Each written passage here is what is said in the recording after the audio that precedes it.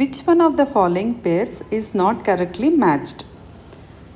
In the first compound, a cardinal compound, in the first option, a cardinal compound is taken. On the arrow, Clemenson's reduction. Clemenson's reduction means what? Zinc amalgamate, concentrated HCl. So, in Clemenson's reduction, what happens? C double bond O group will be converted to CH2. So, first option is correct. Now, cardinal compound is subjected to Wolff-Kishner reduction. In Wolff-Kishner reduction, what we will use? Hydrazine and potassium hydroxide. Here glycerol is used as a solvent.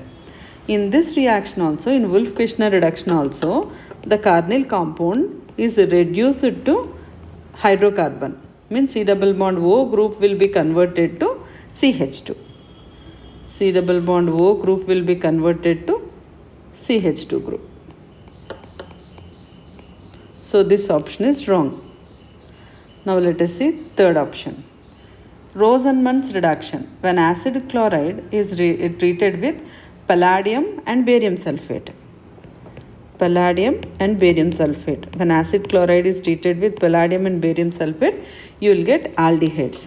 This is also correct. Then alkyl cyanide or nitrile is subjected to Stephen's reduction to form aldehyde. This is also correct. When alkyl cyanide is treated with stannous chloride and HCl, you will get aldehyde. So option C is correct, option D is correct, option A is also correct. So which of the following pairs is not correctly matched means it should be option B. Option B should be our answer.